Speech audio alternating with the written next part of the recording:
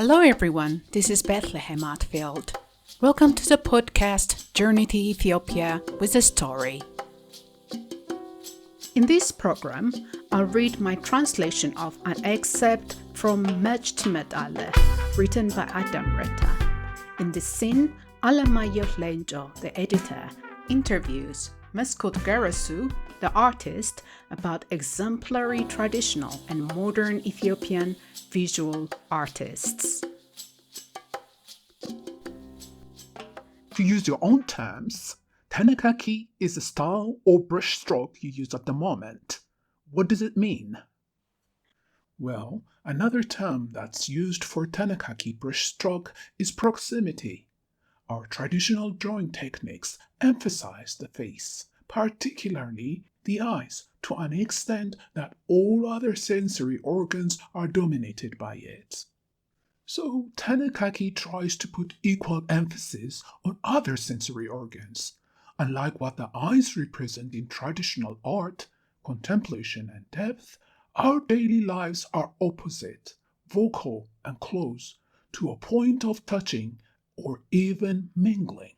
That's how the concept of proximity came about, a discourse of mingling the subject with the object. Our traditional art is based on the sensory organ for depth, eyes, focused on contemplation.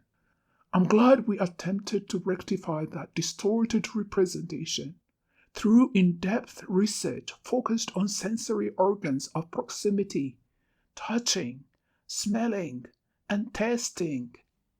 The reason for this shift is my wife, Baraka. She used to be my friend's neighbor, the author. The first time I met her, unlike everyone who ridiculed me for my height and called me names for being a dwarf, she invited me into her home and treated me kindly. I was attracted to her from the moment I saw her. I couldn't even answer her questions. I was about to eat my lunch. Would you join me if I make sautéed kidneys? She asked. I laughed. Who am I to refuse such kindness from a beautiful woman?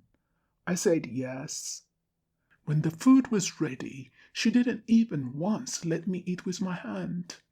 She fed me like a child. When I said goodbye, I kissed her hand in gratitude, the one that gave me all the gursha, still bearing traces of some gravy.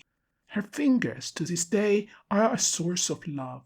This is how proximity and connectedness came about. The source of this artistic style is love. Her gursha made me pay attention to some basic principles I had overlooked thus far. First, what is gursha? A seemingly simple question with broad answers. Gursha brings us closer to each other.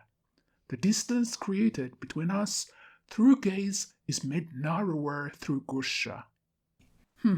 I see. The gabi appears in every painting in the 18 collection. Why? It signifies a communal context. Each painting is based on my personal experience, but wrapped in a gabi. I don't want to depict an Ethiopian woman outside of her culture. For example, if I'm eating with women, I expect them to give me gursha. If they don't, I feel disappointed. So I implore them to do so. You beg for one?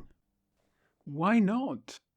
If you see such beautiful legs, won't you? I heard you fell out with Gabri, on this point. I mean, communal contextualization. Why was that?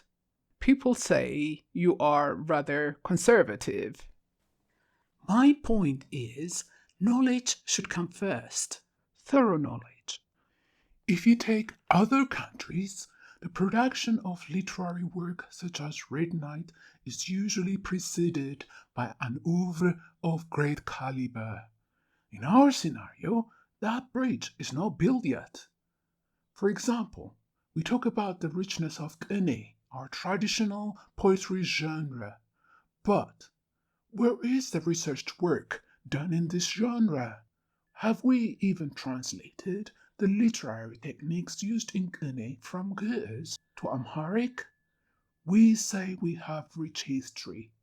People who have such claims cannot base their claim just on 2 or 3 books written by Teclas Adik Makrea. There isn't enough knowledge, or those who have the knowledge have failed to analyze it. Visual artists like Zurihun and Niskunda are trying to build such a bridge via a new paradigm, but our literature has failed to make such transitions. Perhaps you may mention Danyacho or Tesfaye. We live in a country where literature is written in Amharic but critiqued in English. There are no pioneers in this field. I'm afraid the few we have may pass away without disclosing or teaching their techniques. The way I see it, Red Knight is like the carriage that came before the horse. If we compare it to a historical event in our society, it is like the student movement. The story is also written around the same period. Using the unexplained, unresearched concept of domination as a basis for bringing about social change was wrong. There is no place in this world that is free from some kind of domination. After all, we are all children of the fallen race. But know your special circumstances. What is domination? And what do we mean by backwardness in our circumstances? What is our culture? Who is our enemy? What are the characteristics of our enemies? What should be the characteristics of our government? How about our language? What does a cultural synergy look like? How do we relate to the outside world? None of these questions were researched. Some people claim Red Knight is a study. I don't agree. It starts and finishes with performance. The characters may as well be anyone, even foreigners. Those who read Kama Sutra, or The Perfumed Garden, or Marquis de Sade. In an insulated society like ours, that's not only polarized but also unprogressive, research should be a priority. Or at least go back and review our ancient integral knowledge. Let's study Yaakov, our own 17th century philosopher. That's what the 18 collection does on a small scale. So to me, Gusha isn't a simple act. Through it, I see the path my culture has followed, its strength and failures. Gusha to me is a religious canon. Thank you. I thank you too. Thank you for listening. Please read the discussion points under the description of this story. We would like to hear your views and any comments you may have. If you'd like to listen to more stories as soon as they come out, please subscribe to this podcast. I would also appreciate it if you click on the like button and share with family and friends so we get more listeners. Until the next story, goodbye.